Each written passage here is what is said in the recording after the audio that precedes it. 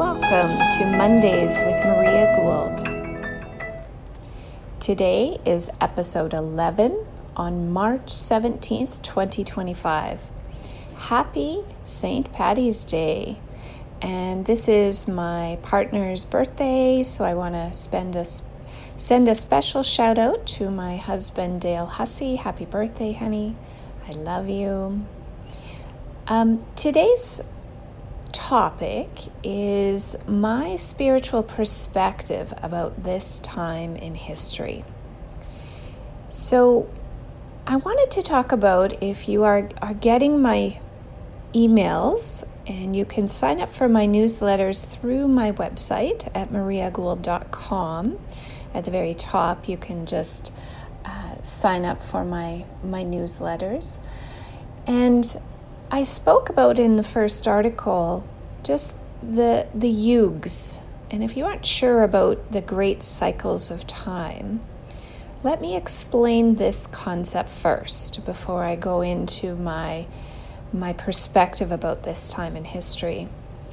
So the great cycles of time are recorded in Hindu literature, and the ancient Indian people were very, very gifted at being timekeepers. They could see the great cycles of time that humanity has gone through. The yugas are also known as epochs of time. And humanity has been through many epochs.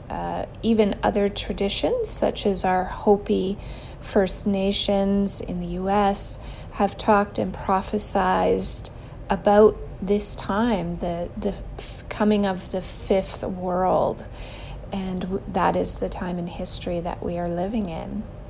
So the yugs are great cycles of time. And another way of saying that is literally a day and night in for God. And these are way bigger than our mind can grasp sometimes. These cycles of time are in literally like 25,000 year cycles. And they go through all of the astrological signs. So if you've ever studied this subject in any detail, there are astrological signs in our night sky. So if you look up in the constellations, you can actually see the constellation for Aries and Libra, and these constellations are how we evolve through time. So as we go through these cycles of time, humanity moves, and the earth itself actually moves further away from the central sun in the universe. So if you've ever looked at any of the scientific research that says the Milky Way, our galaxy, is actually moving closer now from the edge of our galaxy into more of moving back towards that central sun, that central point in the Milky Way. If you can look at pictures and concepts of the Milky Way, how it is a spiral. And in the very center of that spiral is a lot brighter cluster of stars. And the great Hindus would talk about this as being the central sun. So our planet and solar system has been at the outer edges of the Milky Way, and now it is starting to kind of move back towards the center sun of our galaxy. And with this comes an awakening. With this comes a moving back from sort of the dark ages that are talked about in the yugas to the golden age. Now, if you get my newsletters, I've included some links to learning more about the great yugs or cycles of time from the Hindu perspective.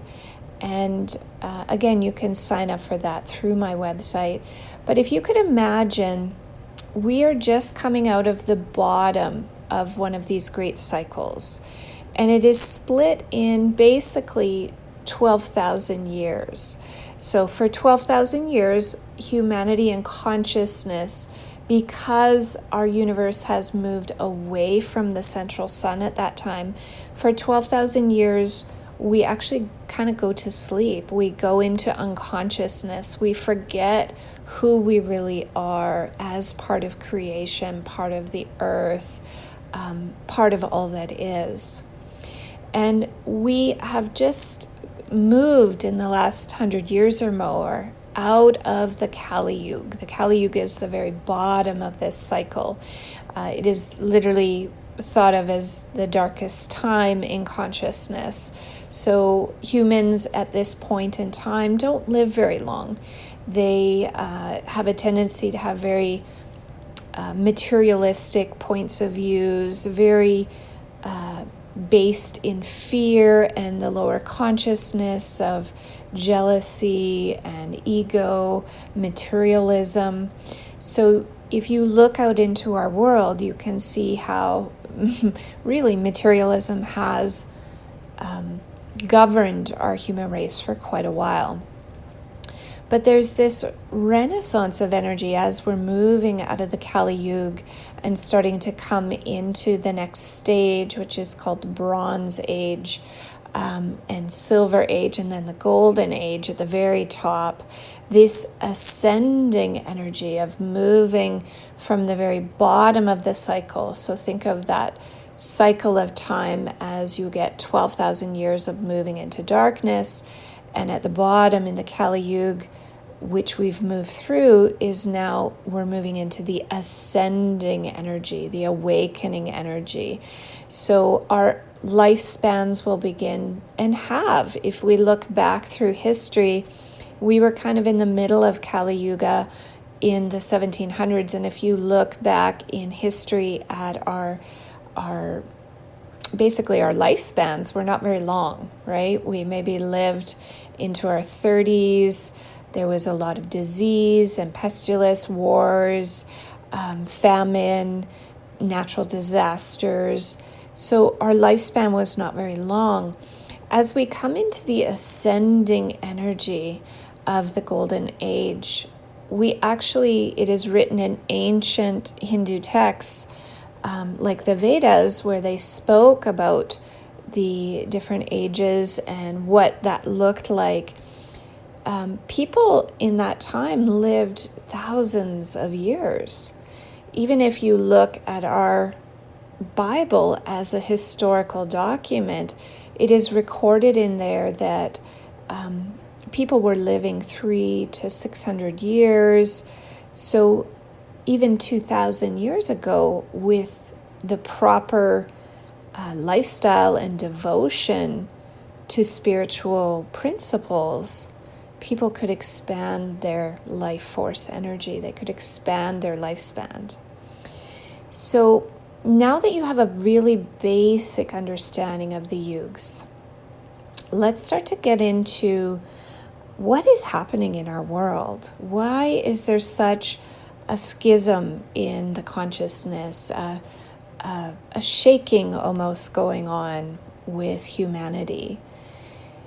Now, if we look back at our history, there has been a lot of times where people have differences of opinions, but never in history has there been kind of this mass awakening to the reality that we're living in as now. So I started to become more aware of this awakening during COVID, when there was that divide in people. You know, people that believed masks saved them, people that knew that viruses were so small that they would go through the masks. So even in that divide of consciousness or divide in beliefs, or also questioning what we were told and the narratives that were kind of confusing. You know, we were told during COVID that masks won't work, and then we were told masks do work, and then we were told you need more than one mask and you need to social distance. And if you had any understanding of virology and, how communicable diseases are spread, some of this information didn't make sense. So those that started to awaken and question the narrative during COVID was really a huge shift for humanity, a huge shift. So years and years ago, I was shown, why are we here? I was asking the Creator, what is our purpose? What are we here to do? And I was shown a vision as if there were millions and millions of souls that were angelic in nature, sitting on the precipice at the edge of the universe, looking down at Mother Earth and hearing the plea in the consciousness of humanity to awaken, to remember, to get out of the pain and suffering that is on the planet. And I remember sitting in that angelic perspective and looking around at the beautiful brothers and sisters, my angel beings that had agreed to come back at this time to help humanity awaken, to help in this time of transition. We knew a great awakening was coming. And this memory was shown to me, and it made sense. I've always been on a quest. Even before I was 11 years old, I had this sense that I was here to help share and understand energy and understand myself and be able to articulate that for others to help them understand themselves and understand energy and how things really worked. So I've known this from a very young age. But this angelic perspective didn't start to make sense until the awakening that happened for me during COVID. And as I looked around at certain brave souls that were speaking up against the consensus, the doctors, the experts that were literally sacrificing everything, their job, their reputation, their marriages, their income, they were jeopardizing everything to speak their truth to the world. And as I looked at these souls, because I've always wanted to hear all perspectives, not just the narrative. If something didn't feel right for me, I always questioned it and what made sense to me. Who is getting censored? Who is getting blocked from speaking their truth? Those are the people I want to hear. So as I listened to these brave souls speak up at all cost and tell their truth, it resonated with me. And my soul was reminded of they were the ones that were the angels coming back to help shift the consciousness, shift the narrative on planet Earth. I was also shown by the Creator at different points what the awakening looks like. And I was shown how humanity, in truth, is in almost a state of hypnosis or unconsciousness.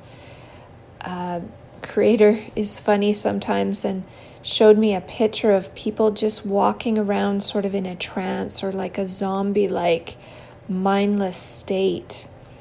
And, the disruption of COVID and everything being shut down and us being locked down in our homes actually shifted us out of that sleepwalking phase. And then we started to have time and energy to actually investigate. For many, it was a great awakening to what was really going on. So I would see in these brave souls my angel brothers and sisters that came here with me to speak the truth, I also was shown that there is a force on the planet, a consciousness on the planet that wants to remain in control. And I don't really believe in the energy of kind of evil. I'm not denying that consciousness exists, but when you look from Creator's perspective, it's basically broken down into what is affirming life and creation and what is affirming death and destruction. That duality that our biblical scholars talk about of good and evil, from Creator's perspective, is more just a consciousness. It is an energy of what is life-giving, life-sustaining, life-preserving, and what is not. And you can see this consciousness if you look from this perspective from Creator. What is affirming life? What is not? And this consciousness and the people that are influenced by the lower consciousness are very fearful in this time of transition as they've thrived in the dark age of the Kali Yuga. They put themselves in positions of power in our governments and above our governments to actually kind of control and steer the masses. And I started to awaken to who really runs the planet. It's not our governments. It is this consciousness that is very, very fearful of losing its grip, losing its power to steer and control and manipulate humanity. So this consciousness is sort of fighting through its death throes for survival. As humanity wakes up, and we're waking up to the manipulation, the control of the narrative, especially the control of what we hear and perceive, and the subtle influence that has on our decisions, our beliefs, and our choices is so much more powerful than people believe. And I could start to awaken to see how some people have really bought into kind of the consensus narrative with this consciousness that is the old energy of the Kali Yuga. It is the old consciousness of fighting for death and praising what isn't natural, right? And this consciousness, as those of humanity that are awakening and speaking out and getting people to question the narrative, getting people to question what they were told was truth. When we look at that, there is actually no evidence to what they told us was true. Now, one of my near and dear passions is just the understanding and truth, real truth, around vaccines. Now, just to give you a little bit of personal history, many, many years ago, I had a close friend that had a 2-month-old baby boy, and he was so precious and so beautiful. And he was a little bit premature. His lungs hadn't fully developed, but he was born, and biologically, according to our ability to, you're born and you age. So at 2 months of age, she took him in for his standard vaccines. Now, she had vaccinated her other children, but this one was different. This tiny newborn baby that was really, in truth, if he had gone to term, had not been even born yet. He was premature by 2 months. So he was underdeveloped in his lungs and different aspects of his organs. But the doctors reassured this safe and effective narrative. Well, that night after her vaccines at 2 months old, he developed a severe, severe fever. He was screaming bloody murder. She could not settle him.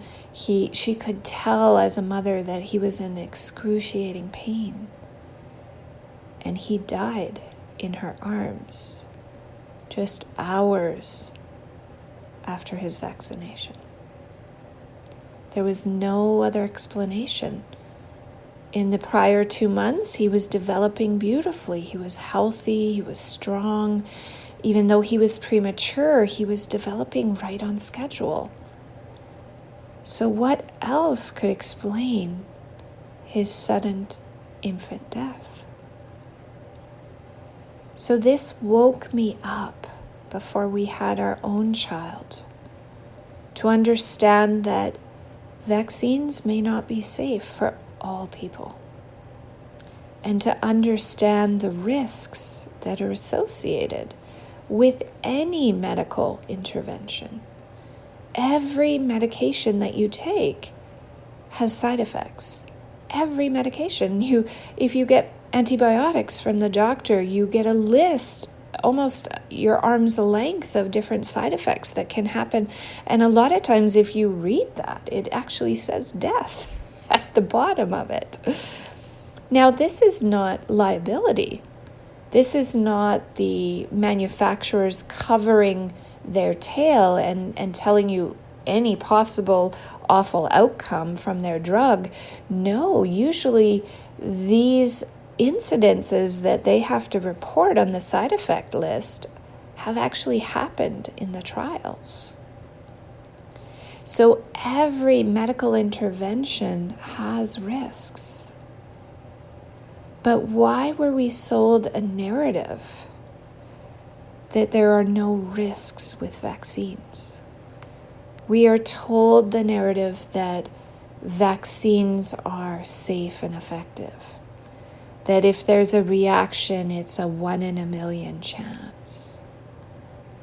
If you truly question it and take out the insert and ask your public health nurse or doctor for the actual side effects listed, legally, every pharmaceutical product has to list side effects from their trials.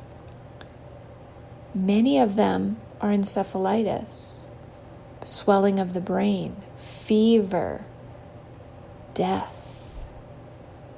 And that is what happened to my friend's 2-month-old baby. So right from that point, I questioned vaccines. And we chose to go a more natural route with our own son, who is 17 and extremely healthy. So back to my spiritual perspective, I was shown during this time that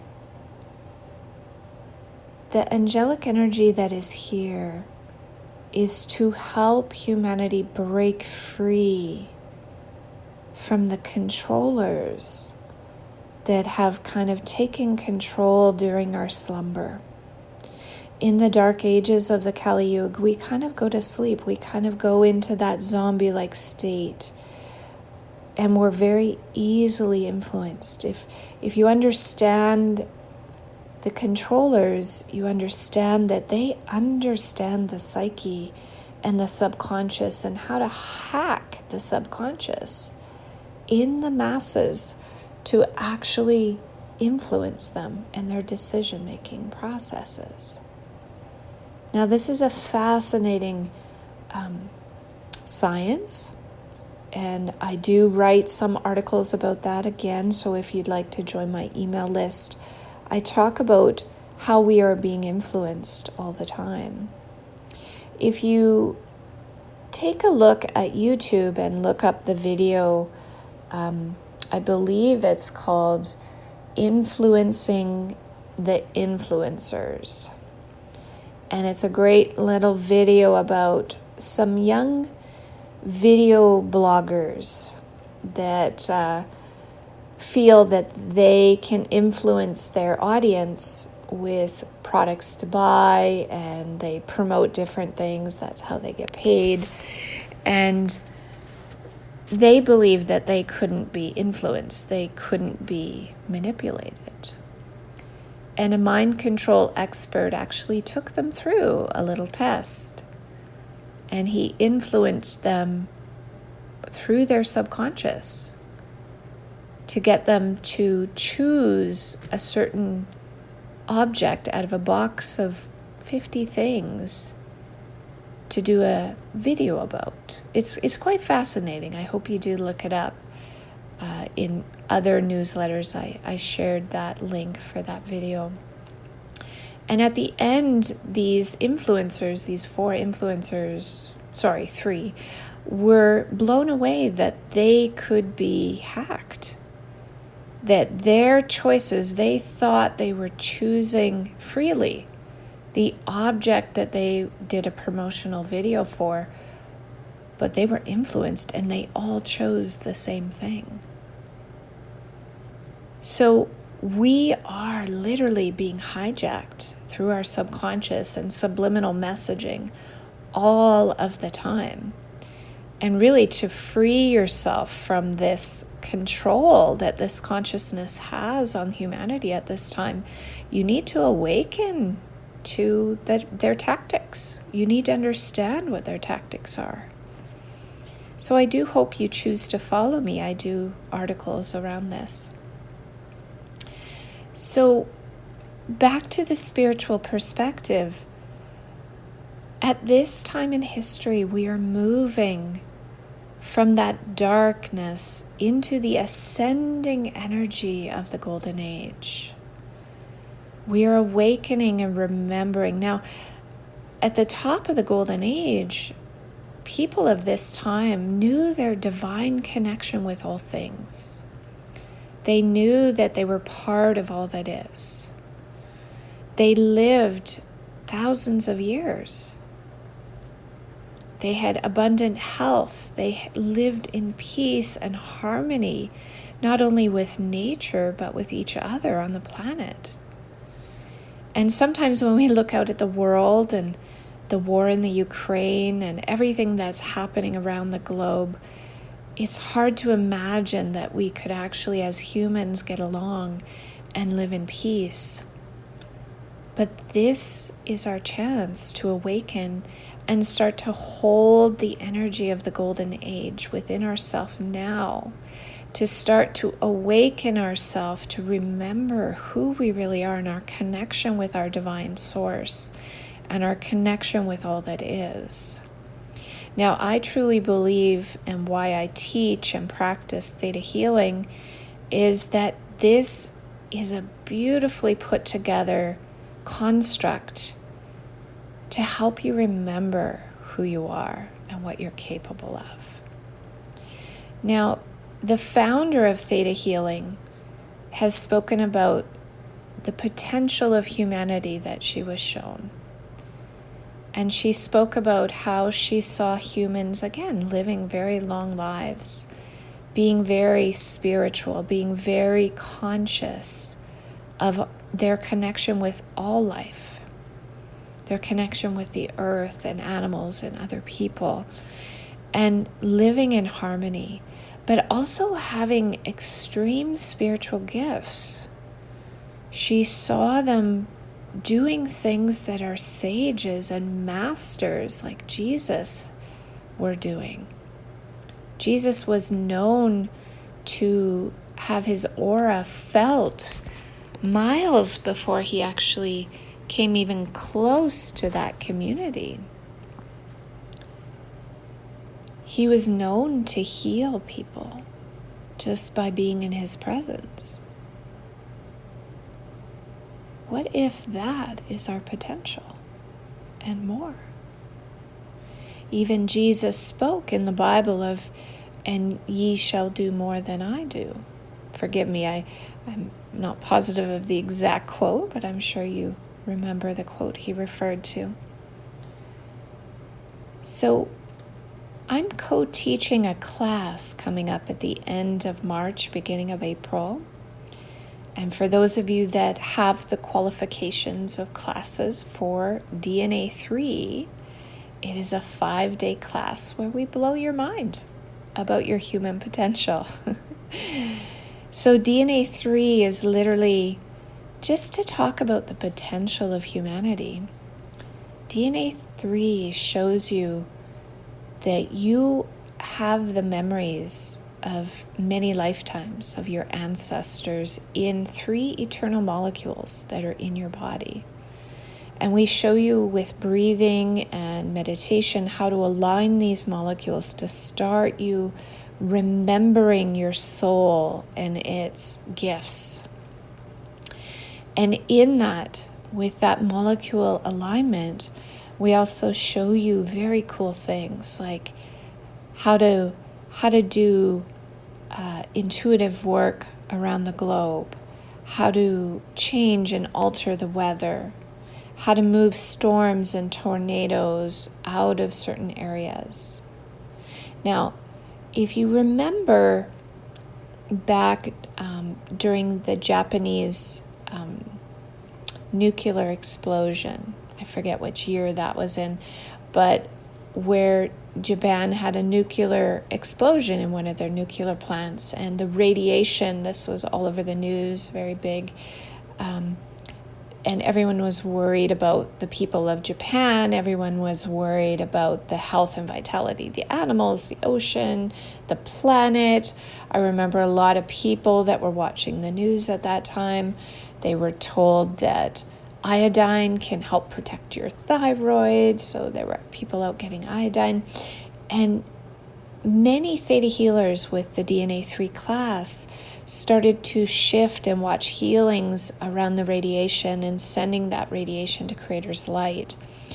And it's very interesting how, if you were to search that now, you don't find the fallout of that radiation or the effects of that radiation being very disastrous. So interesting. In DNA 3, we also talk and teach you about spiritual bilocation, teleporting. We talk about the sound or sacred language of your soul and learning how to speak that. We learn how to move objects with our mind. It's a very, very cool class. And many people reach for DNA 3 when they begin their theta healing journey. You would need to begin with the basic DNA class. And there's a few classes to qualify you to get to DNA 3. But that is our potential as humans. That is really what we are here to remember, to bring back to the planet that golden age here and now, to help humanity, to help our brothers and sisters awaken to their true gifts, their true powers, as part of all that is. So I hope you've enjoyed my spiritual perspective about this time in history.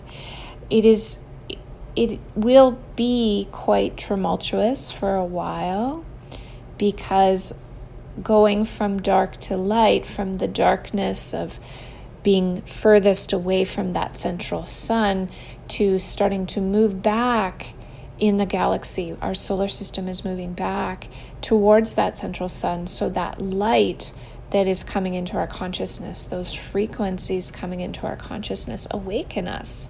Just like the dawning of a new day, the rising sun awakens us. So this is humanity waking up, and waking up to that consciousness that has been stuck and keeping us in kind of the control matrix of the Kali Yuga.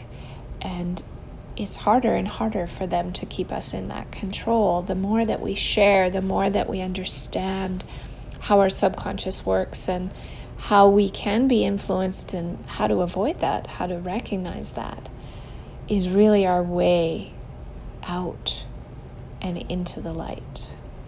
So if you are interested in more learning around this and more understanding around this, please subscribe to my newsletters. You will get some amazing insights on this as we move along and different great stuff. So realize that this is an exciting time in history. Humanity is waking up. She is rubbing her eyes and looking at the morning day and looking towards the golden age and choosing to be more conscious, choosing life rather than death. So I've enjoyed spending this time with you, and again, happy St. Patrick's Day. Sending you all beautiful love from the Creator, and have a blessed, blessed Monday.